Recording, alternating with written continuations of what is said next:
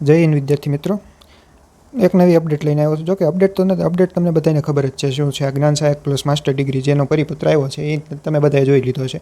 એની વિશે હું બહુ ડિટેલમાં ચર્ચા નથી કરતો, પણ આમાં જેને કરી છે એ હલવાણેલા છે એવું મને થોડુંક લાગે છે. એટલે એની વિશે આજ થોડીક ચર્ચા કરવાની છે કે આ માસ્ટર ડિગ્રી અને જ્ઞાન સહાયક આ મુદ્દો છે એ બહુ ખૂબ વધારે લાંબો થતો જાય છે.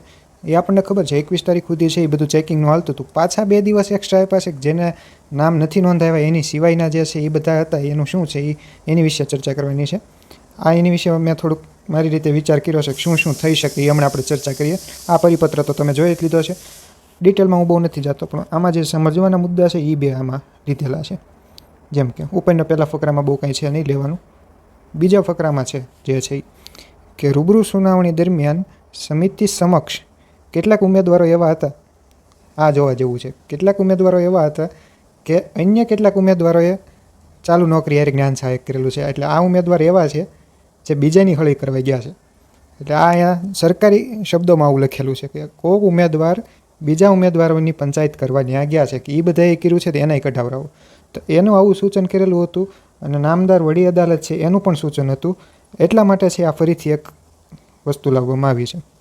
તો અહીંયા ત્રીજો મુદ્દો એ આપેલો છે કે તે સિવાયના જેઓએ જ્ઞાન સહાયક સાથે ચાલુ નોકરી કરેલી છે, એમની લાયકાત મેળવેલી છે, એમને છે એ ફરીથી એક મોકો આપવામાં આવે છે. આ કોષ્ટક તમે જોયેલું છે, એ પ્રમાણે ગાંધીનગર જવાનું છે.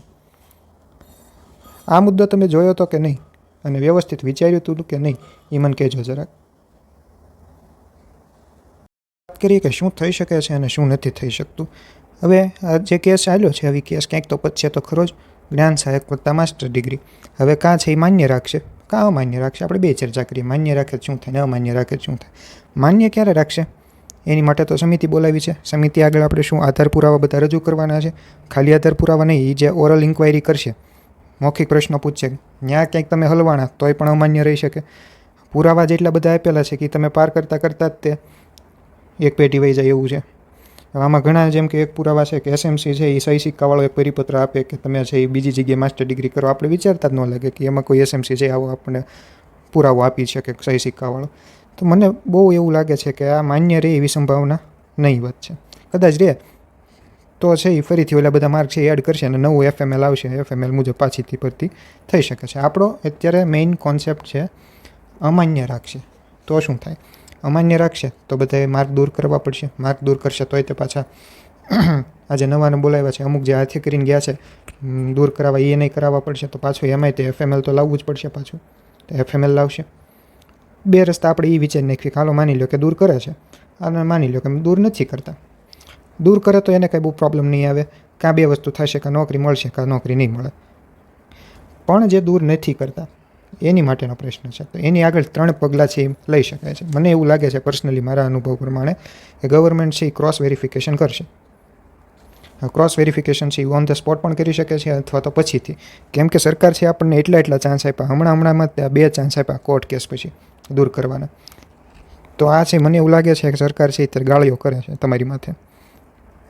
એકવાર હવે તમે 2 વાર ચાન્સ આપ્યો ને હજી જો નથી કાઢતા તો આગળ જઈને છે એ કંઈક ન બનવાનું પણ બની શકે.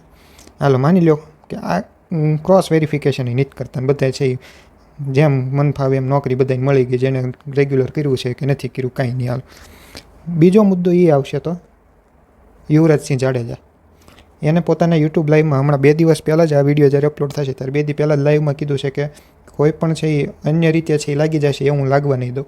કેમ કે એમની પાસે અગાઉ છે એ બધા ડેટા મગાવી લીધેલા છે, એમની પાસે બધો ડેટા છે. આ ગવર્મેન્ટ કાંઈ નહીં કરે તો યુવરાજસિંહ જાડેજા તો કરશે જ તે.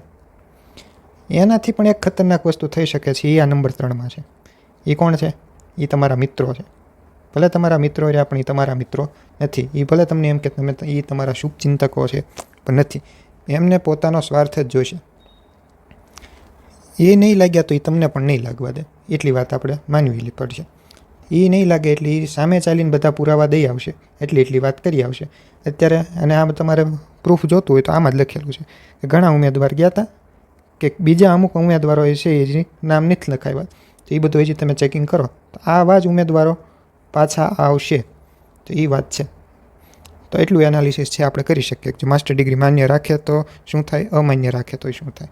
તમારા પ્રતિભાવ જે કાંઈ હોય એ કોમેન્ટ મને કરીને જણાવજો.